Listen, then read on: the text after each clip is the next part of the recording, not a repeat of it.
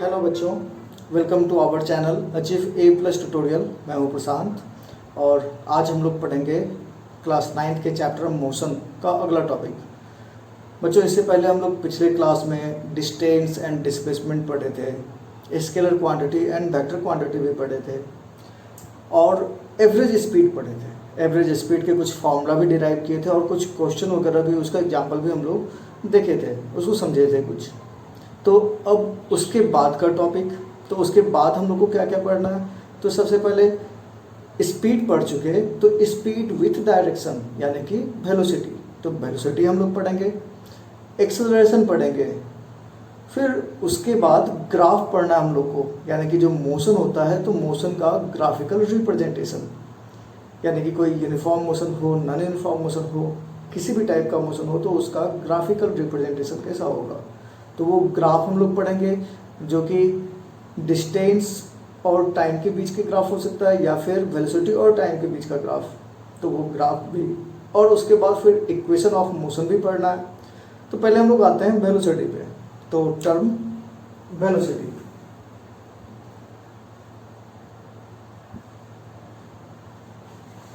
तो वेलोसिटी के बारे में बोला जाए तो वेलोसिटी क्या है, तो वेलोसिटी को हम लोग बोल सकते हैं कि स्पीड विथ डायरेक्शन, यानी कि हम लोग स्पीड पढ़े थे पिछले क्लास में कि rate of change of position हम लोग बोल सकते हैं, या डिस्टेंस डिवाइडेड बाय टाइम बोल सकते हैं। लेकिन जब हम लोग वेलोसिटी की बात करते हैं तो हम लोग वहाँ पे स्पीड विथ डायरेक्शन बोलते हैं कि वेलोसिटी क्या है, तो वो है speed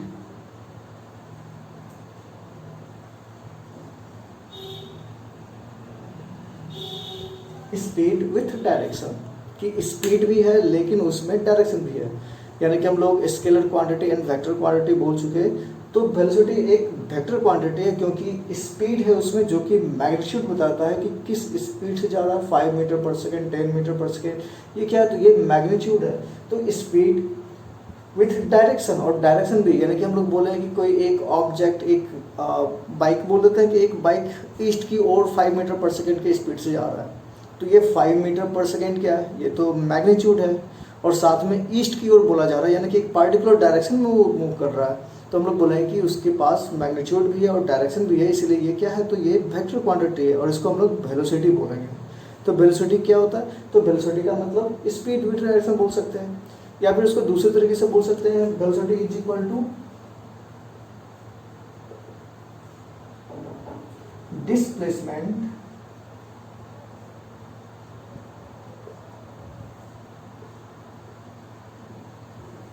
displacement divided by time, यानी कि जो ओवरऑल मोशन है वहाँ जो टोटल डिस्प्लेसमेंट होगा, तो डिस्प्लेसमेंट डिवाइडेड बाय टाइम, उसको हम लोग वेलोसिटी बोलते हैं।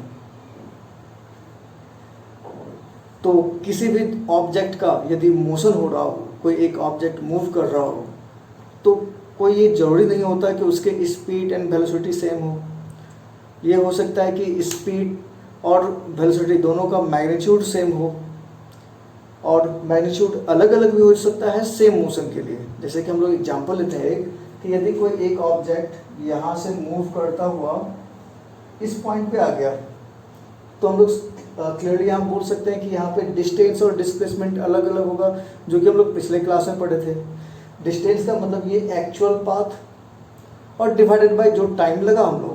लेकिन यदि हम लोग यहाँ पे जब वेलोसिटी की बात होगी तो हम लोग ये वाला डिस्प्लेसमेंट चूज करें कि ये डिस्प्लेसमेंट कितना है, तो ये डिस्प्लेसमेंट डिवाइडेड बाय टाइम, तो ये वैल्यू इसके सम से तो कम है, यानी कि यहाँ पे वेलोसिटी कुछ डिफरेंट आएगा। तो वेलोसिटी और स्पीड यहाँ पे डिफरेंट आ सकता है, हाँ। लेकिन यदि वो स्ट्रेट पाथ पे मूव कर रहा हो, यानी कि वो वन डायमेंशनल मोशन हो, यानी कि बिल्कुल स्ट्रेट पाथ पे कोई ऑब्जेक्ट मूव कर रहा हो, तो उस केस में वेलोसिटी और स्पीड सेम हो सकता है यदि वो एक ही डायरेक्शन में मूव कर रहा हो।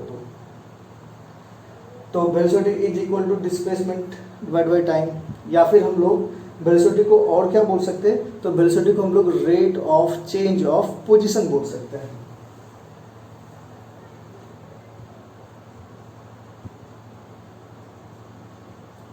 Rate of change of position, तो इसको हम लोग इस तरीके से बोल सकते हैं, यानी कि वेलोसिटी स्पीड से किस तरीके से डिफर है, तो वो इसके पहले लाइन से क्लियर हो जा रहा है क्योंकि स्पीड ये वेलोसिटी क्या है, तो स्पीड है लेकिन विथ डायरेक्शन है, यानी कि इसमें डायरेक्शन भी होंगे। फिर उसके बाद वेलोसिटी कैलकुलेट करने का तरीका, यदि हम लोग को डिस्प्लेसमेंट फाइंड कर लें तो डिस्प्लेसमेंट डिवाइडेड बाय टाइम, उससे हम लोग वेलोसिटी फाइंड कर सकते हैं।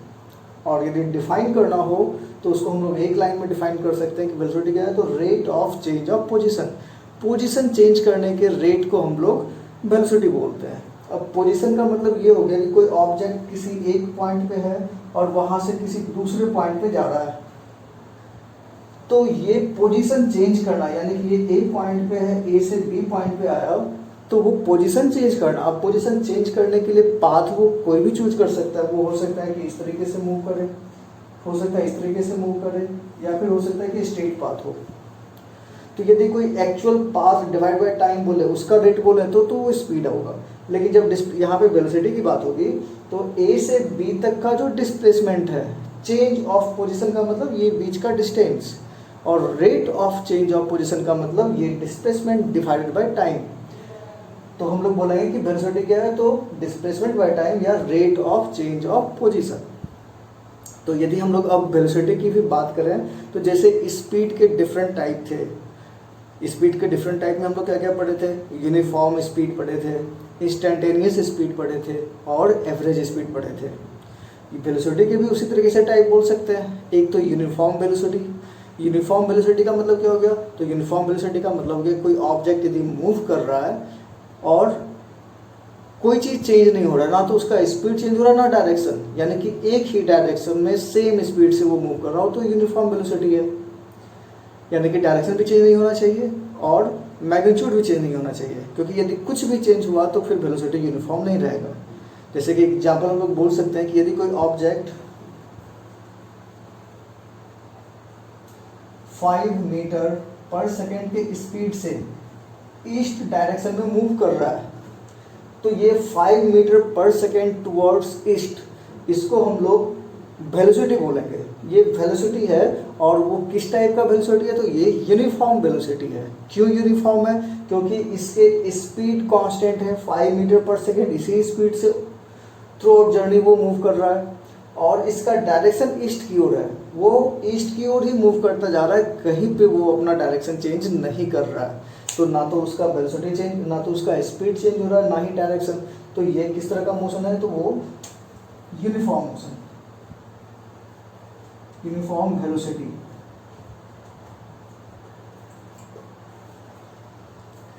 अब दूसरा टाइप यहाँ पे, यदि वो डायरेक्शन चेंज कर ले तो फिर वो यूनिफॉर्म नहीं रहेगा, जैसे कि सर्कुलर मोशन।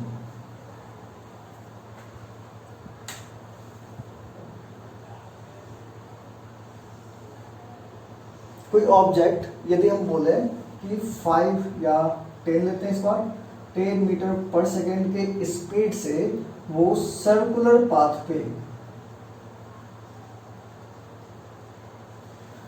कोई एक ऑब्जेक्ट है जो कि 10 मीटर पर सेकेंड के स्पीड से एक सर्कुलर पाथ पे मूव कर रहा है, तो यहाँ पे कांस्टेंट स्पीड है इसके, लेकिन वेलोसिटी कांस्टेंट नहीं है, क्योंकि यहाँ पे स्पीड, यहाँ पे भी 10 मीटर पर सेकेंड, इस पॉइंट पे भी 10 मीटर पर सेकेंड, यहाँ यहाँ यहाँ किसी भी पॉइंट पे ले तो उसका स्पीड 10 मीटर पर सेकेंड होगा। लेकिन यदि डायरेक्शन की बात करें तो डायरेक्शन क्या होता है, तो डायरेक्शन किसी भी पॉइंट पे, अभी यदि इस पॉइंट की बात करें तो वो मान लो इस डायरेक्शन में चल रहा है, तो इसका डायरेक्शन कुछ ऐसा होगा, क्योंकि डायरेक्शन टेढ़ा नहीं होता, डायरेक्शन एक स्ट्रेट लाइन से हम लोग बताते हैं कि उसका डायरेक्शन किधर है। तो यदि डायरेक्शन इधर बोल रहे हैं तो बिल्कुल ये सर्कुलर, ऐसा हम लोग डायरेक्शन नहीं बोलते, डायरेक्शन का मतलब बिल्कुल स्ट्रेट। तो इस पॉइंट पे डायरेक्शन ऐसा है, इस पॉइंट पे डायरेक्शन ऐसा है, इस पॉइंट पे डायरेक्शन ऐसा है। यानी कि हम लोग मैथ में टेंजेंट पढ़ने वाले हैं कि एक सर्कल में एक लाइन होता है जो कि सर्कल को टच करता हुआ जाता है, जिसको हम लोग टेंजेंट बोलते हैं, और वो टेंजेंट उस सर्कल पे उस पॉइंट का डायरेक्शन बताता है। तो इस पॉइंट पे जो टेंजेंट है वो इसका डायरेक्शन बता रहा है, ये टेंजेंट यहाँ पे इधर दिख रहा है, यहाँ पे इधर दिख रहा है, यहाँ इधर दिख रहा है, यानी कि हर पॉइंट पे इसका टेंजेंट का डायरेक्शन अलग अलग है। यानी कि यदि कोई ऑब्जेक्ट सर्कुलर पाथ पे मूव कर रहा है तो उसका वेलोसिटी हर पॉइंट पे चेंज हो रहा है। स्पीड थ्रू आउट सेम है, यानी कि इस मोशन में स्पीड कांस्टेंट है, वो यूनिफॉर्म स्पीड है लेकिन यूनिफॉर्म वेलोसिटी नहीं। क्वेश्चन एग्जाम में आ सकता है कि यूनिफॉर्म स्पीड और यूनिफॉर्म वेलोसिटी के बारे में कि दोनों इक्वल होंगे हमेशा या नहीं, तो हम लोग यहाँ पे बोल सकते हैं कि यूनिफॉर्म स्पीड और यूनिफॉर्म वेलोसिटी कोई जरूरी नहीं कि वो हमेशा इक्वल हो। जैसे ये वाला केस यूनिफॉर्म स्पीड में है लेकिन वो यूनिफॉर्म वेलोसिटी में नहीं है। यूनिफॉर्म स्पीड का मतलब हो गया 10 मीटर पर सेकेंड, हर पॉइंट पे इसका स्पीड 10 मीटर पर सेकेंड है, लेकिन वेलोसिटी इसका हर पॉइंट पे डायरेक्शन चेंज हो रहा है, इसीलिए वेलोसिटी भी चेंज हो रहा है। तो ये यूनिफॉर्म वेलोसिटी नहीं है लेकिन यूनिफॉर्म स्पीड है। इसके बाद इसका अगला type instantaneous velocity. Instantaneous velocity का मतलब हम बोलेंगे कि किसी पार्टिकुलर किसी इंस्टेंट पे जो उसका वेलोसिटी हो, जो कि स्पीड में भी था, वही उसका इंस्टेंटेनियस वेलोसिटी है। जैसे कि स्पीड में हम लोग पढ़े थे कि कोई ऑब्जेक्ट मूव कर रहा है किसी डायरेक्शन में, या डायरेक्शन की बात वहाँ स्पीड नहीं की गई थी, किसी कहीं पे वो मूव कर रहा है किसी पाथ पे, तो किसी पार्टिकुलर टाइम में जो उसका स्पीड था उसको हम लोग उस टाइम का इंस्टेंटेनियस स्पीड बोलते हैं। लेकिन यदि वेलोसिटी की बात की जाए तो वेलोसिटी में भी इंस्टेंटेनियस वेलोसिटी का मतलब हो गया कि किसी पार्टिकुलर टाइम पे उसका वेलोसिटी, उस इंस्टेंट पे उसका वेलोसिटी इंस्टेंटेनियस वेलोसिटी है। उसके बाद एक और टाइप है एवरेज वेलोसिटी। तो एवरेज वेलोसिटी, एवरेज स्पीड का हम लोग कई सारा फॉर्मूला पढ़े थे अलग अलग तरीके से, लेकिन यदि एवरेज वेलोसिटी की बात की जाए तो हम लोग वहाँ पे केवल इनिशियल वेलोसिटी और फाइनल वेलोसिटी पे वो डिपेंड करता है। तो चलो उसको हम लोग लिखते हैं।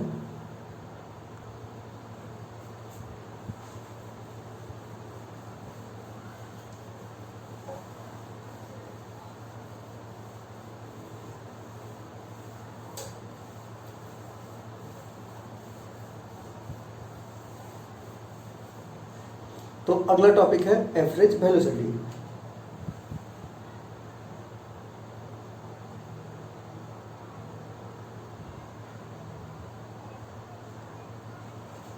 और average velocity is equal to क्या होगा तो वो initial velocity plus final velocity divide by 2 is equal to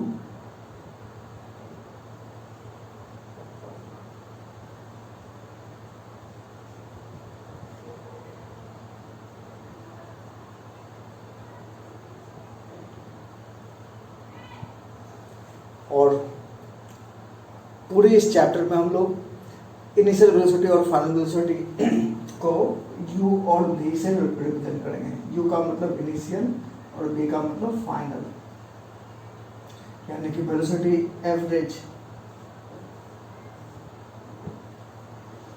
ये है u plus v divide by 2। अब u और v इनिशियल वेलोसिटी और फाइनल वेलोसिटी क्या है तो कोई एक ऑब्जेक्ट यदि यहाँ से मूव करना स्टार्ट किया ए पॉइंट से, और ये बोला जाए कि यदि ये 2 मीटर पर सेकेंड के स्पीड से मूव करना स्टार्ट किया, तो हम लोग बोलेंगे 2 मीटर पर सेकेंड इसका इनिशियल स्पीड है, और ये एक स्ट्रेट पाथ में मूव करता हुआ यहाँ पे पहुँच गया, और ये पॉइंट बी है, लेकिन जब वो बी पॉइंट पे पहुँचा तो उसका स्पीड यदि बोल दिया जाए कि 18 मीटर पर सेकेंड है, तो हम लोग बोलेंगे इसका initial speed 2 meter per second है और इसका final speed 18 metre per second है। तो इनिशियल स्पीड का मतलब जिस स्पीड से वो जर्नी स्टार्ट करता है, और फाइनल स्पीड का मतलब जिस स्पीड से वो अपना जर्नी एंड करता है। तो कई सारा क्वेश्चन एवरेज वेलोसिटी फाइंड करना या फिर स्पीड और वेलोसिटी दोनों फाइंड करने वाला क्वेश्चन हो सकता है। तो यदि कोई ऑब्जेक्ट स्ट्रेट पाथ पे सेम डायरेक्शन में मूव कर रहा हो सेम स्पीड से, तो उसका स्पीड और वेलोसिटी सेम होगा। लेकिन यदि कोई ऑब्जेक्ट स्ट्रेट पाथ पे मूव नहीं कर रहा है तो भले ही उसका स्पीड सेम हो, उसका वैल्यू मैग्नीट्यूड सेम हो, लेकिन स्पीड और वेलोसिटी सेम नहीं होंगे। जैसे कि हम लोग इससे पहले वाले एग्जांपल में देखे थे कि कोई ऑब्जेक्ट सर्कुलर पाथ पे मूव कर रहा है, तो सर्कुलर पाथ पे मूव करने का मतलब कि उसका through out journey constant speed से मूव कर रहा है, उसका मैग्नीट्यूड सेम है। लेकिन वेलोसिटी के बारे में बोले तो वेलोसिटी सेम नहीं होगा, क्योंकि वहाँ पे डायरेक्शन हर पॉइंट पे चेंज हो रहा है। तो यदि जैसे कोई एक ऑब्जेक्ट बोला जाए एक एग्जाम्पल से हम लोग समझते हैं कि कोई एक ऑब्जेक्ट का स्पीड और वेलोसिटी यदि फाइंड करना हो तो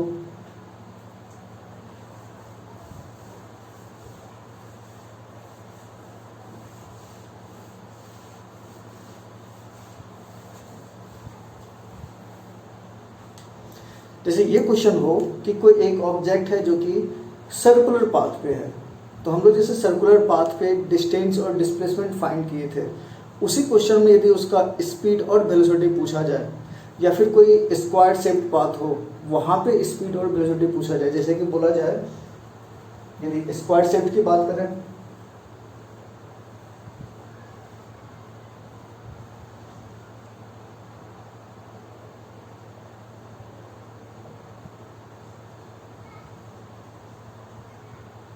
एक स्क्वायर शेप्ड पाथ है, ये पॉइंट ए है और ए पॉइंट से कोई मूव करना स्टार्ट किया, तो मूव करता हुआ यदि उसको ये बोला जाए कि मूव करते समय जो उसका स्पीड है वो स्पीड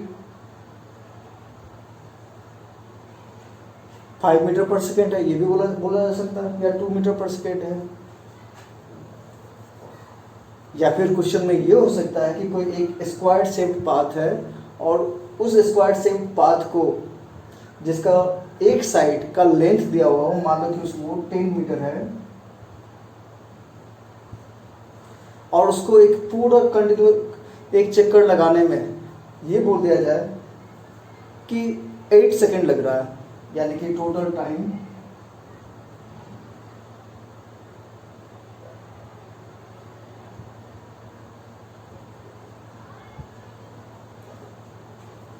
तो इस केस में इसके स्पीड और वेलोसिटी फाइंड करना। तो क्वेश्चन में क्या है कि ए पॉइंट से पूरा मूव करने में यदि यहाँ तक वापस आता है तो इसका टाइम जो लग रहा है वो है 8 सेकेंड। तो यदि हम लोग यहाँ पे इसका स्पीड फाइंड करना चाहें तो speed is equal to total distance by time होता है।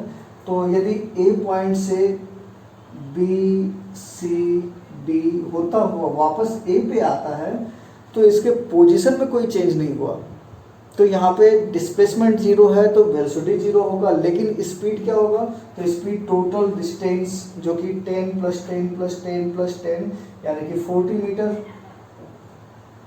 डिवाइडेड बाई 8 सेकेंड, ये उसका स्पीड होगा, is equal to 5 metre per second. लेकिन यदि इसके वेलोसिटी की बात करें तो इसका वेलोसिटी 0 होगा, डिस्प्लेसमेंट डिवाइडेड बाय टाइम, और चूंकि वो ए पॉइंट से मूव करता हुआ वापस ए पॉइंट पे ही आ गया है तो उसका इनिशियल पोजीशन और फाइनल पोजीशन दोनों सेम है, इसीलिए यहाँ पे कोई डिस्प्लेसमेंट नहीं हुआ, और डिस्प्लेसमेंट नहीं हुआ इसीलिए यहाँ पे वेलोसिटी 0 होगा, क्योंकि velocity is equal to displacement divide by time हम लोग पढ़ चुके हैं। तो इस केस में वेलोसिटी इज इक्वल टू क्या होगा, तो 0।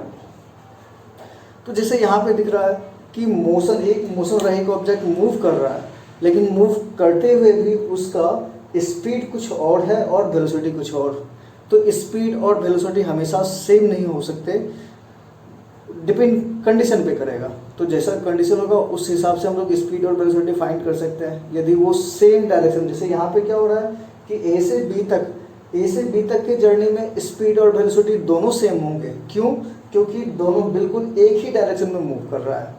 लेकिन बी के बाद स्पीड और वेलोसिटी दोनों चेंज हो जाएगा, क्योंकि स्पीड यहाँ तक तो ठीक है लेकिन बी के बाद तो डायरेक्शन चेंज हो गया। तो यदि बी के बाद किसी भी पॉइंट पे यहाँ हो या सी पे हो, हर जगह उसका वेलोसिटी अब फर्क आएगा स्पीड से। स्पीड तो कांस्टेंट रहना है लेकिन वेलोसिटी में फर्क आएगा। जैसे कि यदि ए से बी तक है तो उसका वेलोसिटी उसका स्पीड के इक्वल होगा जो कि 5 मीटर पर सेकेंड है, लेकिन ए से यदि सी की बात करें तो उसका वेलोसिटी कुछ कम होगा, और वो वेलोसिटी क्या होगा, तो ये 10 है और ये 10 है, तो टोटल टाइम लग रहा है उसको 8 सेकेंड। तो यानी कि यहाँ से यहाँ तक आने में 4 सेकेंड लग रहा है। तो total distance is equal to कितना है, तो 20, लेकिन डिस्प्लेसमेंट कितना है, तो 10√2, यानी कि हम लोग पाइथागोरस थ्योरम से ये डिस्प्लेसमेंट निकाल सकते हैं। तो 10√2 डिवाइड बाई टाइम कितना लगा, तो 4 सेकेंड। तो इसका वेलोसिटी 10√2 डिवाइडेड बाई 4। तो इस तरीके से आ सकता है।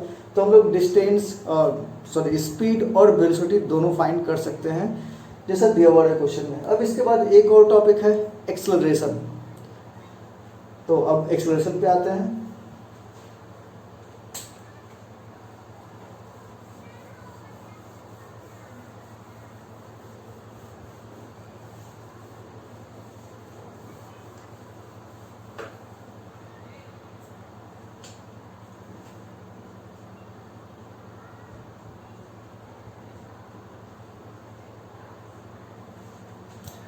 तो एक्सेलरेशन वर्ड कुछ बाइक वगैरह के एक्सेलरेटर से मिलता जुलता लग रहा है। एक्सेलरेशन का मतलब भी कुछ वैसा ही होता है। जब हम लोग बाइक को एक्सेलरेट करते हैं या कार को एक्सेलरेट करते हैं, तो एक्सेलरेट करने का मतलब उसके स्पीड को बढ़ाना, उसके स्पीड को चेंज करना। तो एक्सेलरेशन भी कुछ वैसा ही टर्म है, यानी कि जब वेलोसिटी चेंज हो तो हम लोग बोलते हैं कि वहाँ पे कुछ ना कुछ एक्सेलरेशन है। तो यदि एक्सेलरेशन को डिफाइन करना हो तो हम लोग बोलते हैं acceleration rate of change of velocity। तो rate of change of velocity, अब कोई ऑब्जेक्ट मूव कर रहा है, कोई जर्नी हो रहा है, किसी जर्नी की बात करें तो किसी स्पीड से वो मूव कर रहा है। जिस स्पीड से मूव कर रहा है वो इनिशियल स्पीड है, और जिस स्पीड से वो एंड कर रहा है जर्नी को वो फाइनल स्पीड है। तो अब चेंज क्या हो रहा है? तो चेंज का मतलब इस दो स्पीड के बीच का डिफरेंस, जैसे कि इससे पिछले वाले टॉपिक में वेलोसिटी में बताया गया था कि rate of change of position. तो rate of change of position का मतलब जो फाइनल पोजीशन है minus initial position divide by time. यानी कि यदि हम लोग बोले केवल यदि चेंज ऑफ वेलोसिटी की बात, तो चेंज ऑफ वेलोसिटी इसका मतलब v minus u, final velocity minus initial velocity. लेकिन जब कहा जाए rate of change of velocity, तो rate of change of velocity का मतलब हो गया कि रेट का मतलब डिवाइड बाय टाइम, तो ये हो जाएगा v minus u divide by time. तो rate of change of velocity को एक्सेलरेशन बोलते हैं, और एक्सेलरेशन को a से हम लोग डिनोट करेंगे। तो यहाँ पर हम लोग लिखेंगे a is equal to v minus u divide by time. तो ये एक्सेलरेशन का डिफिनेशन और एक फॉर्मूला भी जिससे हम लोग न्यूमेरिकल्स वगैरह भी बनाएंगे। तो एक्सेलरेशन क्या है? तो rate of change of velocity, change of velocity को हम लोग v माइनस यू बोलते हैं। तो rate of change of velocity मतलब v minus u divide by T. तो एक्सेलरेशन को हम लोग v minus you by T बोल सकते हैं। अब जैसे कि हम लोग वेक्टर क्वांटिटी, स्केलर क्वांटिटी पढ़ चुके, यूनिट पढ़ चुके, तो अब जितने भी फिजिकल क्वांटिटी होंगे तो उसके यूनिट के बारे में भी पढ़ेंगे। तो एक्सेलरेशन किस तरह का यूनिट है? तो एक्सेलरेशन में भी डायरेक्शन, वो rate of change of velocity है और वेलोसिटी में डायरेक्शन है, तो एक्सेलरेशन में भी डायरेक्शन होगा कि यदि हम लोग एक्सेलरेट कर रहे हैं तो किस डायरेक्शन में स्पीड बढ़ा रहे हैं, तो इस डायरेक्शन में स्पीड बढ़ा रहे हैं। यदि इस डायरेक्शन में स्पीड बढ़ा रहे हैं तो यानी कि दूसरे डायरेक्शन में स्पीड घटा रहे हैं। तो यहाँ पे डायरेक्शन भी होता है, तो इसीलिए ये वेक्टर क्वांटिटी है। तो it is a vector quantity.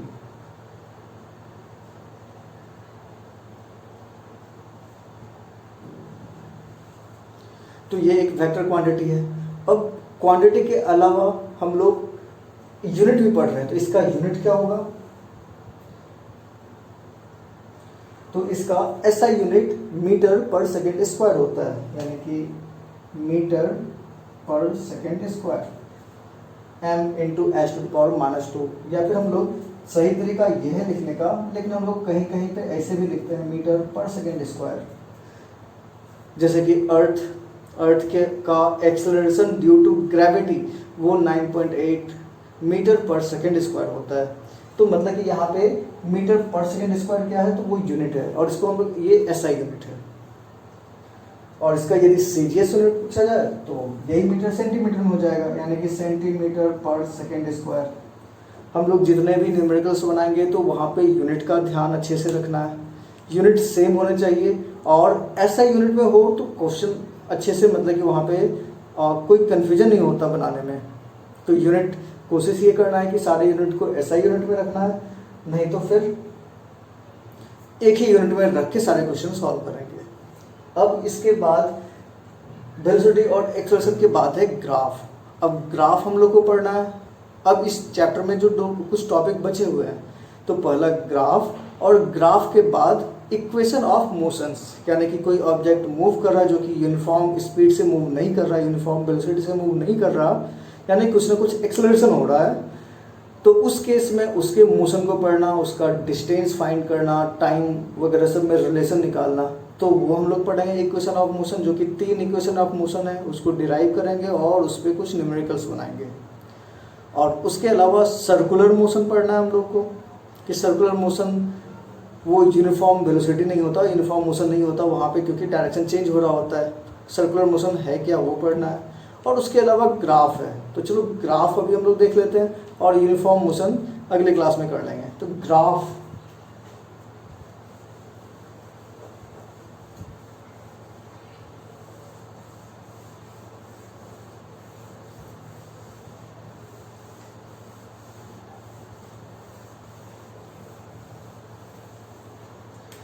तो हम लोग यदि बात करें यूनिट की, तो यूनिट हम लोग यहाँ एक्सेलरेशन की यूनिट की बात हो चुकी, लेकिन वेलोसिटी के यूनिट की बात नहीं हुई थी।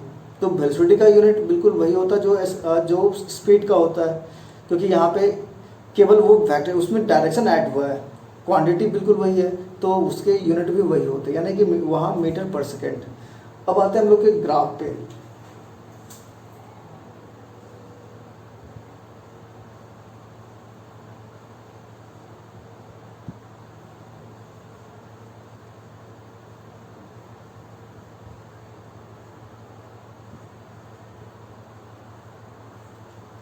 ग्राफिकल रिप्रेजेंटेशन, यानी कोई ऑब्जेक्ट मूव कर रहा हो तो उसका ग्राफिकल रिप्रेजेंटेशन। तो ग्राफिकल रिप्रेजेंटेशन 2 टाइप से हम लोग पढ़ना है, यानी कि 2 ग्राफ पढ़ना है। 2 ग्राफ से हम लोग मोशन को समझ सकते हैं। पहला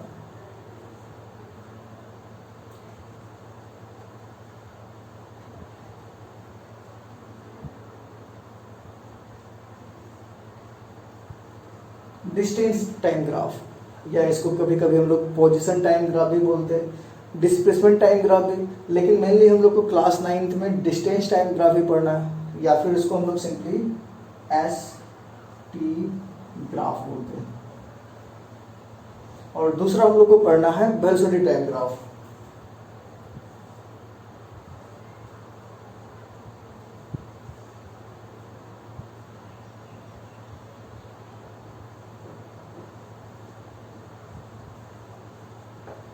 और वेलोसिटी टाइम ग्राफ को हम लोग VT ग्राफ बोलते हैं।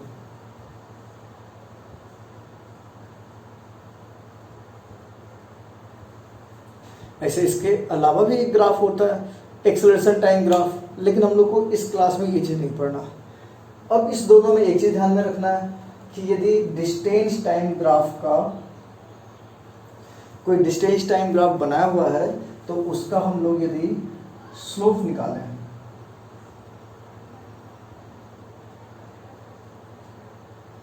तो उस स्लोप से हम लोग को वेलोसिटी मिलने वाला है।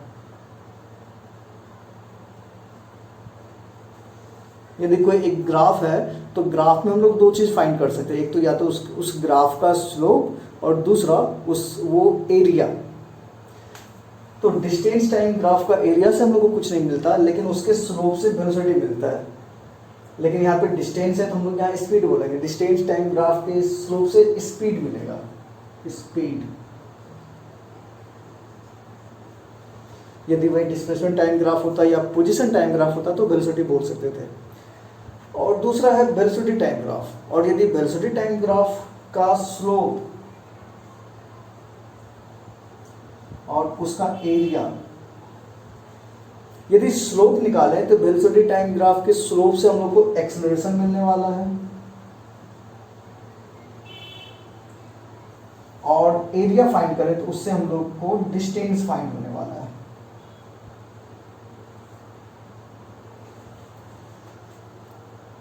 तो ग्राफ के ये फायदे हो सकते हैं, यानी कि कोई एक मोशन है, उस मोशन का ग्राफ डिस्टेंस टाइम ग्राफ बनाएं, और उस डिस्टेंस टाइम ग्राफ से हम लोग डायरेक्ट उसका स्पीड निकाल सकते हैं, बस वो डिस्प्लेसमेंट टाइम ग्राफ का स्लो फाइंड करके। और यदि वेलोसिटी टाइम ग्राफ है तो वेलोसिटी टाइम ग्राफ से हम लोग एक्सेलरेशन और डिस्टेंस दोनों फाइंड कर सकते हैं। एक्सेलरेशन फाइंड करने के लिए हम लोग वेलोसिटी टाइम ग्राफ का स्लोप बनाएंगे और डिस्टेंस फाइंड करने के लिए उसका एरिया। तो जनरली इस ग्राफ में क्या करना है, तो ग्राफ में हम लोग डिस्टेंस टाइम ग्राफ में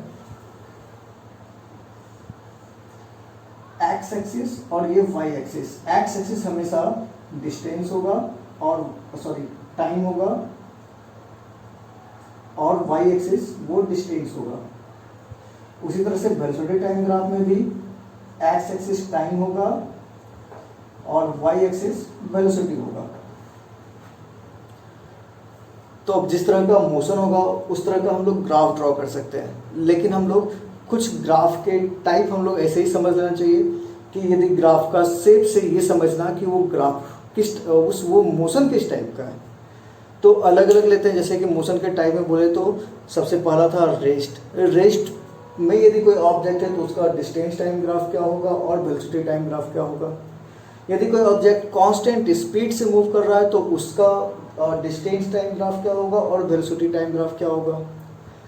और यदि कोई ऑब्जेक्ट एक्सेलरेटेड मोशन है तो उस केस में डिस्टेंस टाइम ग्राफ और वेलोसिटी टाइम ग्राफ क्या होगा। तो हम लोग अलग अलग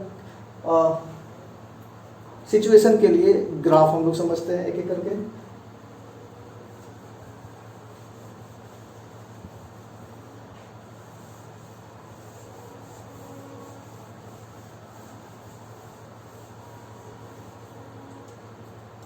तो यदि कोई ऑब्जेक्ट रेस्ट में है तो रेस्ट में होगा तो उसका ग्राफ देखते हैं।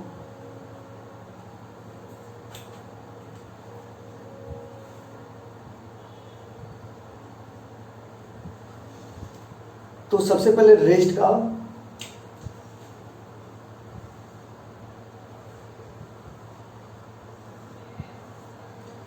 इसको हम लोग बोलते हैं डिस्टेंस टाइम ग्राफ और इसको वेलोसिटी टाइम ग्राफ। तो ऑब्जेक्ट रेस्ट में होने का मतलब है कि उसका पोजीशन चेंज नहीं होगा टाइम के साथ। रेस्ट का डेफिनेशन हम लोग पढ़ चुके हैं कि कोई ऑब्जेक्ट टाइम के अकॉर्डिंग यदि उसका पोजीशन सेम रहता है, पोजीशन चेंज नहीं करता, तो वो रेस्ट में होता है। यानी कि यदि बोला जाए कि कोई ऑब्जेक्ट ओरिजिन से 10 मीटर के डिस्टेंस पे है और वो वहीं पड़ा हुआ है, तो ये ओरिजिन है और मान लो कि ये 10 मीटर है, तो ऑब्जेक्ट यहाँ पे होगा और टाइम बीतता जाएगा 1 आवर 2 आवर 3 आवर 4 आवर, लेकिन ये लाइन बिल्कुल सीधा अपने पोजीशन पे रहेगा, 10 मीटर पे ही रहेगा।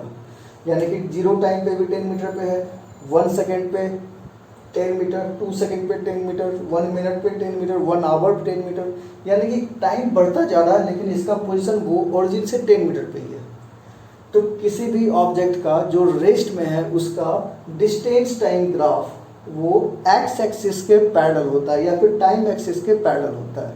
यानी कि जो टाइम होगा जो एक्सिस उसके पैरेलल होगा।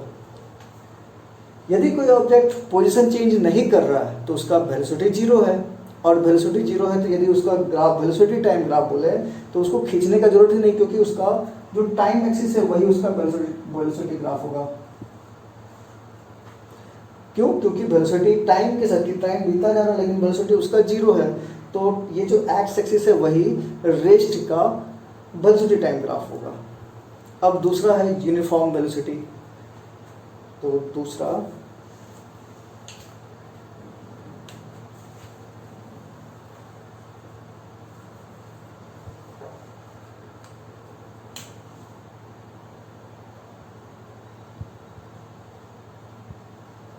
यूनिफॉर्म वेलोसिटी या फिर यूनिफॉर्म स्पीड ही बोल देते हैं। यूनिफॉर्म वेलोसिटी यहाँ ये 1 डायमेंशनल मोशन है, इसीलिए यूनिफॉर्म वेलोसिटी या यूनिफॉर्म स्पीड बोले सेम है।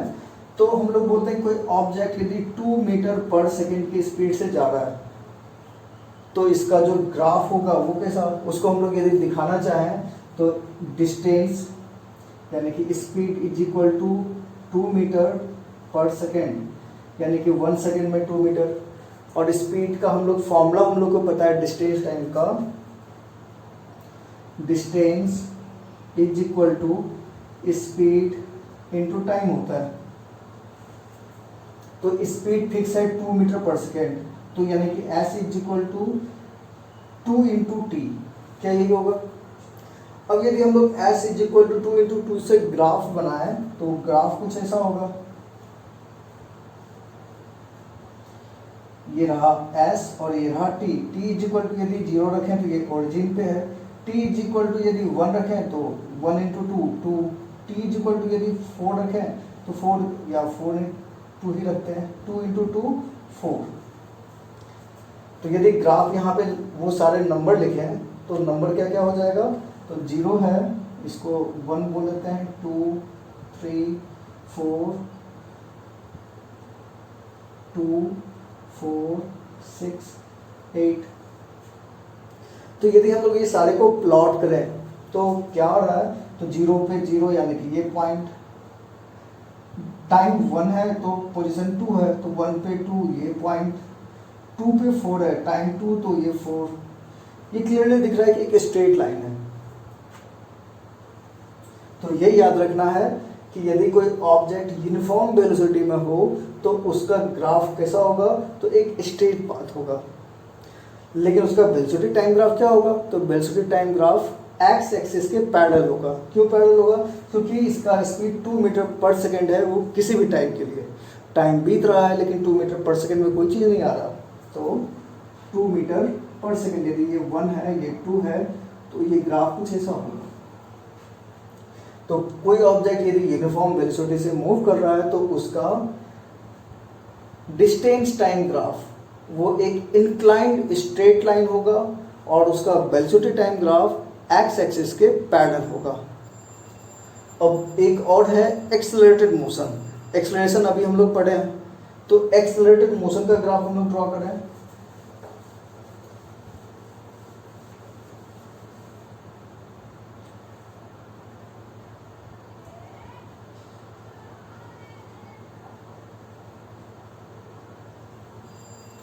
तो एक्सेलरेटेड मोशन का जो ग्राफ होगा तो उसका डिस्टेंस टाइम ग्राफ वो पैराबोलिक शेप में होता है, लेकिन वेलोसिटी टाइम ग्राफ वो स्ट्रेट होता है।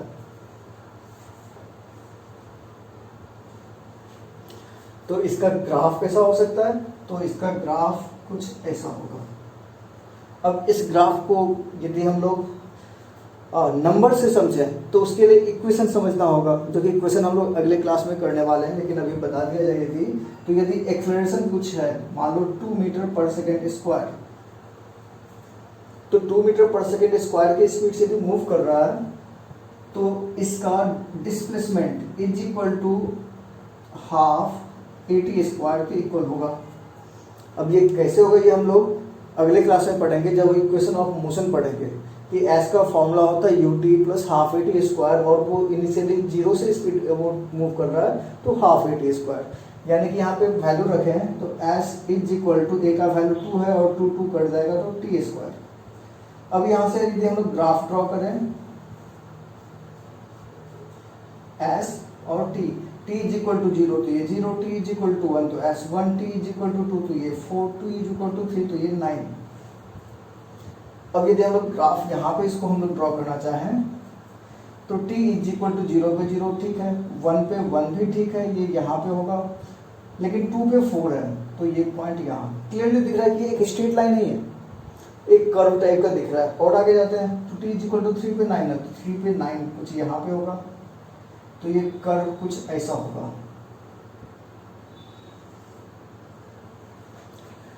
तो किसी एक्सेलरेटेड मोशन का पोजीशन टाइम ग्राफ या डिस्टेंस टाइम ग्राफ वो कैसा होता है? तो पैराबोलिक शेप में होता है। लेकिन वेलोसिटी टाइम ग्राफ क्या होगा? तो वेलोसिटी एक्सेलरेशन यहाँ 2 मीटर पर सेकेंड है, जो कि हम लोग पढ़ने वाले हैं a is equal to v minus u divide by t। तो यहाँ पे u तो 0 है तो a is equal to v by T, और v कितना, v का वैल्यू हम लोग निकाल सकते हैं यहाँ से, v इज इक्वल टू 80, तो v इज इक्वल टू 80। अब टाइम के साथ v कितना, a कितना है तो 2 है, यानी कि v is equal to 2t। अब सारा वैल्यू रखें तो 1 2 3 4, 1 के लिए क्या होगा तो 2 इंटू 1 2, तो यदि हम लोग इसको बोलते हैं 2 4 6 8, तो 1 के लिए 2, 2 रखें तो 2 इंटू 2 4, 3 रखें तो 3 इंटू 2 6। तो क्लियरली ये भी दिख रहा है कि ये एक स्ट्रेट लाइन है। तो इसका ग्राफ कैसा होगा, तो स्ट्रेट लाइन होगा। तो यदि हम लोग फिर से एक बार बोले तो ग्राफ में हम लोग क्या क्या पढ़े, तो ग्राफ में हम लोग पढ़े कि ग्राफ हम लोग दो तरीके से खींचने वाले हैं, एक डिस्टेंस टाइम ग्राफ, दूसरा velocity time graph. Distance time graph क्या होता है, तो डिस्टेंस और टाइम के बीच का ग्राफ। रेस्ट में ऑब्जेक्ट हो तो वो एक्स एक्सिस के पैरेलल, लेकिन उसका वेलोसिटी टाइम ग्राफ वो खुद एक्स एक्सिस होता। यदि कांस्टेंट स्पीड हो तो उसका distance time graph inclined straight line होता है, लेकिन वेलोसिटी टाइम ग्राफ वो एक्स एक्सिस के पैरेलल। और यदि एक्सेलरेटेड मोशन हो तो distance time graph parabolic shape में होता है, एक कर्व होता है। और लेकिन वेलोसिटी टाइम ग्राफ क्या होता है, तो वेलोसिटी टाइम ग्राफ एक इंक्लाइंड स्ट्रेट लाइन होता है। तो ये ग्राफ है, यहाँ पे इनिशियल स्पीड 0 रखा गया है। अब अलग अलग चीज हम लोग का ग्राफ अलग अलग होगा, ये बेसिक है। जैसे बोला जाए कि यदि नेगेटिव एक्सेलरेशन है तो ग्राफ क्या होगा, तो उसका इंक्लाइनेशन चेंज हो जाएगा। यदि वो इनिशियल स्पीड कुछ होगा, यहाँ पे 0 इनिशियल स्पीड से वो मूव कर रहा है तो इसलिए ओरिजिन से ये मूव कर रहा है। लेकिन यदि इसका इनिशियल स्पीड 0 नहीं होगा, मान लो कि वो 5 मीटर पर सेकेंड है, 10 मीटर पर सेकेंड है, तो वो उसका ग्राफ भी उसी पॉइंट से मूव करेगा। तो वो सारे ग्राफ भी इसी पे बेसिस है, लेकिन बेसिक उसका यही है। यानी कि ये चीज़ हम लोग को याद रखना है कि ग्राफ किसके किसके बीच में होगा, किसके स्लोप से क्या मिलेगा, एरिया से क्या मिलेगा। रेस्ट में है तो उसका डिस्टेंस टाइम ग्राफ और वेलोसिटी टाइम ग्राफ कैसा होगा। यदि ऑब्जेक्ट यूनिफॉर्म मोशन में है, कांस्टेंट स्पीड से मूव कर रहा है, तो उसका वेलोसिटी टाइम ग्राफ और डिस्टेंस टाइम ग्राफ क्या होगा। और यदि वो एक्सेलरेटेड मोशन में है तो उसका डिस्टेंस टाइम ग्राफ और वेलोसिटी टाइम ग्राफ क्या होगा। तो ये सारा चीज़ ग्राफ में हम लोग को समझना है। और ग्राफिकल क्वेश्चन होंगे, हम लोग उसके शेप को समझ के बता सकते हैं कि वो मोशन किस टाइप का है, रेस्ट वाला मोशन, कांस्टेंट स्पीड वाला या एक्सेलरेटेड मोशन वाला। तो कुछ ग्राफिकल क्वेश्चन भी होंगे कि कोई ग्राफ दिया हुआ, उस ग्राफ से हम लोग को उसके मोशन को समझना। तो अब अगले क्लास में हम लोग करेंगे इसके बाद का टॉपिक, यानी कि क्या, तो इक्वेशन ऑफ मोशन, उसके फॉर्मूला को डिराइव किया जाएगा एल्जेब्रिकली भी और ग्राफिकली भी। और उसके बाद उस पर कुछ न्यूमेरिकल्स बनाए जाएंगे और साथ ही साथ कुछ ग्राफिकल न्यूमेरिकल बनाएंगे कि यदि कोई ग्राफ दिया रहे तो उस पर क्वेश्चन कैसा होगा। तो आज के लिए बस इतना ही, बाकी हम लोग अगले क्लास में करेंगे। आई होप कि आपको ये सारे टॉपिक समझ में आए होंगे। Thank you.